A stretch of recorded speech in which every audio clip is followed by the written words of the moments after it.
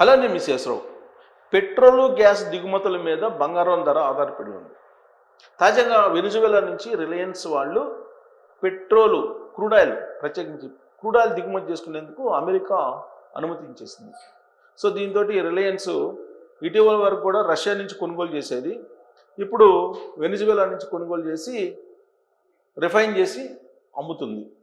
అయితే ఇప్పుడు మనకి పబ్లిక్ రంగ ఆయిల్ కంపెనీలు ఉన్నాయి. Indian oil, Bharat petroleum, Hindustan petroleum, ఇవి ఉన్నాయి కదా. వీటికి ఇంకా పర్మిషన్ రాల. ముందు రిలయన్స్ వాళ్ళు పర్మిషన్ తీసుకొచ్చుకొని అక్కడి నుంచి క్రూడ్ ఆయిల్ కొనుగోలు చేస్తున్నారు. ఇది ఒక పాయింట్. రెండు ఏంటంటే రాబోయేటువంటి రోజుల్లో అమెరికా నుంచి ఆయిల్ కొనుగోలు చేసుకోవాల్సిందే మనం. రష్యా నుంచి కొనుగోలు చేసుకోవడానికి లేదు. దానికి కారణం ఏంటంటే రష్యా మీద ఆంక్షలు పెట్టారు అమెరికా. ఆ ఆంక్షల కారణంగా రష్యా నుంచి తక్కువ రేటుకు వచ్చేటువంటి ఆయిల్ మనకు రాదు. ఎక్కువ రేటు పెట్టి మనం కొనుక్కోవాల్సిన పరిస్థితి ఏర్పడుతుంది.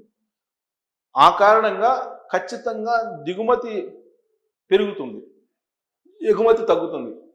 ఎగుమతి దిగుమతికి మధ్య తేడా ఏదైతే ఉందో దాన్ని వాణిజ్య లోటు అంటారు. ఇది పెరిగేటువంటి అవకాశం ఉంది. ఇది ఒక అంశం అయితే రూపాయి పతనం కావడానికి.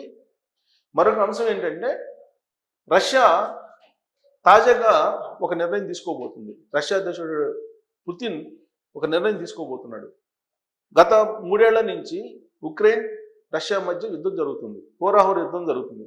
ఆ కారణంతో ఇరు దేశాలు ఆర్థికంగా నష్టపోయాయి. ప్రత్యేకించి అగ్రరాజ్యమైనటువంటి రష్యా భారీగా నష్టపోయింది, ఊహించినటువంటి విధంగానే. ఎందుకనంటే ఈ మాట నేను ఎందుకంటున్నానంటే యుద్ధం స్టార్టింగ్లో ఉక్రెయిన్ తోటి యుద్ధం ఒక 4 రోజుల్లో అయిపోతుందని చెప్పేసి ఎక్స్పెక్ట్ చేశారు. కానీ దాదాపు 2.5 సంవత్సరం పైగా కొనసాగుతూనే ఉంది. ఆ కారణంగా ఉక్రెయిన్ ఎంత నష్టపోయిందో అంతకన్నా ఎక్కువ రష్యా కూడా నష్టపోయింది. దాంతో అగ్రరాజ్యంగా ఉండేటువంటి రష్యా ఇప్పుడు మళ్ళీ నష్టపోయినటువంటి దాన్ని మళ్ళా రాబట్టుకోవాలనే ప్రయత్నం, అలాంటి ఆలోచన చేస్తున్నట్టు వినిపిస్తుంది అంతర్జాతీయ సమాజంలో.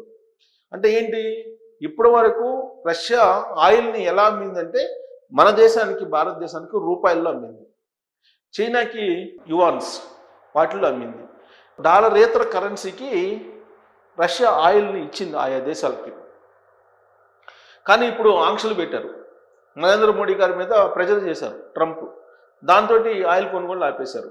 అలాగే చైనా మీద ఆంక్షలు పెడుతున్నారు. సో ఈ కారణంగా రష్యా ఈ ఆంక్షలను తట్టుకోలేని పరిస్థితుల్లో ఉక్రెయిన్ తోటి రాజీకి వస్తుంది. ఒకటి. రెండు ఏంటంటే అంతర్జాతీయంగా వాణిజ్యం అనేది డాలర్స్లోనే ఉంటే బెనిఫిట్ రష్యాకి. ఇప్పుడు రష్యా ఆర్థికంగా దెబ్బతింది.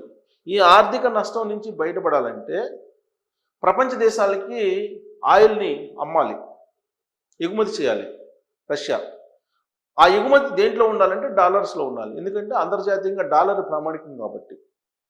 కానీ బ్రిక్స్ అనేది ఒకటి ఉంది కదా, అంటే డాలరేతర కరెన్సీ అనేది ఒకటి కాన్సెప్ట్ తోటి బ్రిక్స్ని పెట్టారు. దీంట్లో రష్యా కీలకంగా ఉంది.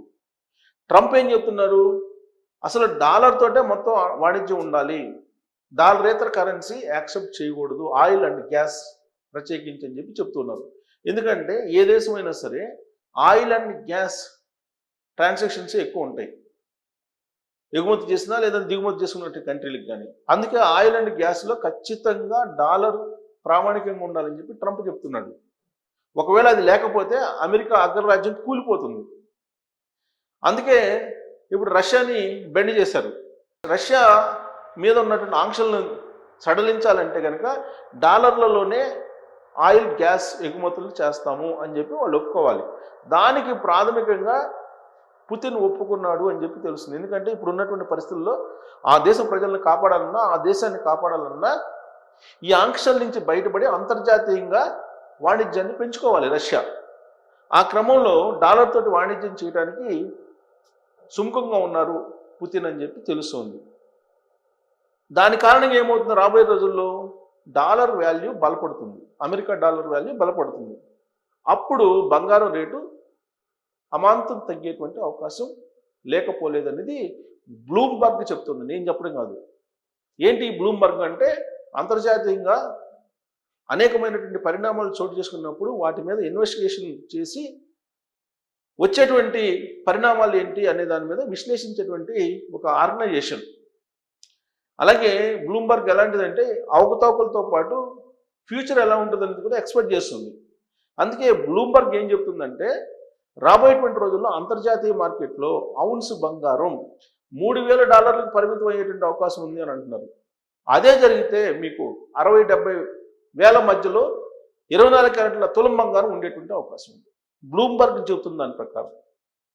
బ్లూంబర్గే కదా ఆదానికి సంబంధించినటువంటి కంపెనీలు దాంట్లో ఉన్న లోపాలన్నింటినీ ఈ మధ్యకాలంలో బయటపెట్టింది, అమెరికాకు సంబంధించినటువంటి బ్లూంబర్గ్.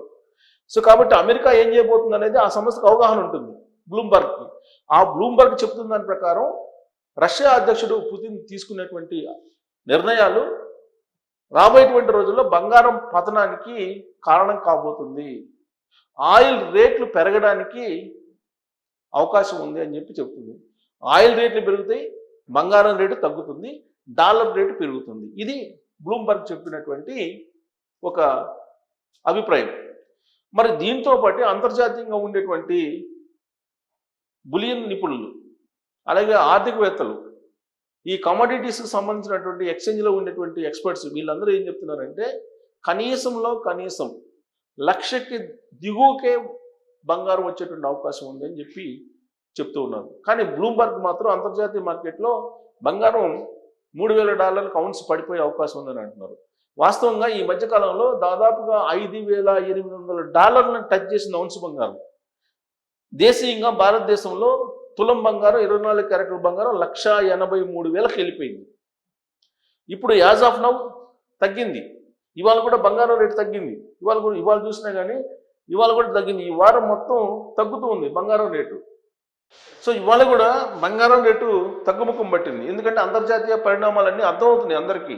దాని ప్రకారం ఇక్కడ చూడండి, గోల్డ్ రేటు ఇవాళ తగ్గింది. ఇవాళ మార్కెట్లో చూడండి, గ్రామ్ వచ్చేసి $224, అంటే 10 గ్రాములు వచ్చేసి $2,240 తగ్గింది. 22 క్యారెట్ల బంగారం వచ్చేసి $2,050 తగ్గింది. సో 1 గ్రాము వచ్చేసి $205 తగ్గింది. 18 క్యారెట్లు $165 తగ్గింది గ్రాము. సో 10 గ్రాములు వచ్చేసి తులం బంగారం వచ్చేసి ఇవాళ 24 క్యారెట్ల బంగారం 1,54,200 ఉంది. సో $2,240 తగ్గింది తులం బంగారం ఇవాళ. చూడండి వరుసగా తగ్గుతూ వస్తుంది. చూడండి మీకు డేట్ వైజ్ చూపిస్తాను చూడండి. ఇదిగోండి ఇక్కడ చూడండి, ఈ మొత్తం తగ్గుతూ 12వ తారీఖు నుంచి ఒక్క 14వ తారీఖు ఫిబ్రవరి 14 తప్ప మిగతా అంతా తగ్గుతూ వస్తుంది. దీనికి కారణం ఏంటంటే అంతర్జాతీయంగా జరుగుతున్నటువంటి పరిణామాలు. సో ఇరాన్ తోటి యుద్ధం చేయడానికి ఇష్టపడలేదు అమెరికా, అలాగే రష్యా, అలాగే ఉక్రెయిన్ మధ్య వారు తగ్గిపోయే అవకాశం ఉంది. మూడో పాయింట్ ఏంటంటే ట్రంప్ ఏదైతే అనుకుంటున్నాడో దానికి అనుగుణంగా పుతిన్ డాలర్లలో వాణిజ్యం చేయడానికి ప్రత్యేకించి గ్యాస్ అండ్ పెట్రోల్ విషయంలో సిద్ధమవుతున్నారు. ఈ క్రమంలో బంగారం రేటు పడిపోయేటువంటి అవకాశం ఉంది, తగ్గేటువంటి అవకాశం ఉంది. ఇవన్నీ యాస్టీస్గా అనుకున్న విధంగా జరిగితే ఖచ్చితంగా 70 నుంచి 80 వేల మధ్యలో బంగారం రేటు రాబోయే రోజుల్లో ఉండే అవకాశం ఉంది.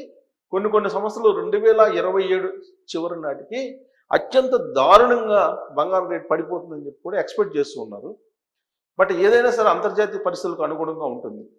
ప్లస్ రష్యా ఏంటంటే ఇప్పటి వరకు కొనుగోలు చేసి నిలబెట్టుకున్నటువంటి బంగారాన్ని ఇప్పుడు ఆ దేశం మీద ఉన్నట్టు ఆంక్షలు లిఫ్ట్ చేసేస్తే ఆ బంగారాన్ని అమ్మకానికి పెట్టేస్తుంది.